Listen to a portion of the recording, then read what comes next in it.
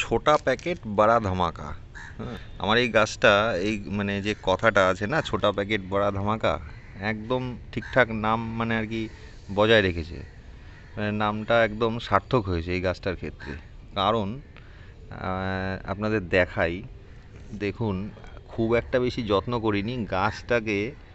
মাস দুয়েক আগে মানে কি করেছি, পুরো একবারে হার্ড প্রুনিং করে দিয়েছিলাম। আর গাছটা এই টপ থেকে তুলেছিলাম, তুলে অর্ধেক রুট আমি ফেলে দিয়েছিলাম, ফেলে ভালো করে চাপান সার দিয়েছি, দিয়ে একদম বেশি বেশি করে দিয়েছি, মানে কত খাবি খা।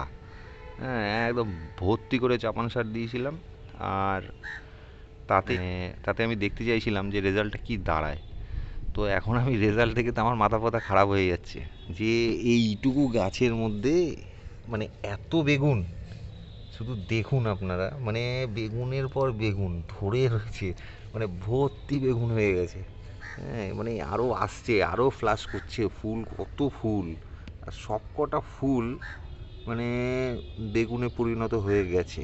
হ্যাঁ, দেখুন শুধু, এই দেখুন এই বেগুনের সাইজ দেখুন, কত সুন্দর সুন্দর বেগুনগুলো হয়েছে।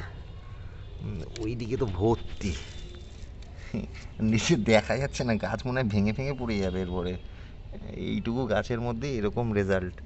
যাক, ভিডিওটা করার উদ্দেশ্য এটাই ছিল যে দেখে আপনাদের দেখাই। আমার এটা আগের বছরে আমি একটা ছোট্ট চারা গাছ এনেছিলাম, আগের বছরও প্রচুর ফলন দিয়েছিল। মানে এই লেভেলের দেয়নি, কিন্তু এর থেকে হাফ দিয়েছিল, কিন্তু এবছর দেখছি আরও বেশি বেশি দিয়েছে। হ্যাঁ, তো যাই হোক, এখন আর কয়েকদিন ওয়েট করব, তারপরে বেগুনগুলো পারবো। তো আমি ভাবছি যে কোনো মানে সবজিওয়ালার সাথে যোগাযোগ করব, দেখি কুইন্টাল কুইন্টাল যদি কেউ বেগুন নেয়, তাহলে আমার এই গাছটা থেকে মনে হয় হয়ে যাবে, যা আশা করছি। মানে কী লেভেলের বেগুন হয়েছে আমি ভাবছি শুধু, যে এটা কী করে হলো। যাই হোক, এই ভিডিওটা করার উদ্দেশ্য এটাই ছিল, আপনাদের দেখাবো বলে। দেখুন, আমার তো খুব ভালো লাগছে, আপনাদের কেমন লাগছে কমেন্টের মাধ্যমে জানাবেন। তা ভিডিওটা এখানেই শেষ করছি, দেখা হচ্ছে পরের কোনো ভিডিওতে।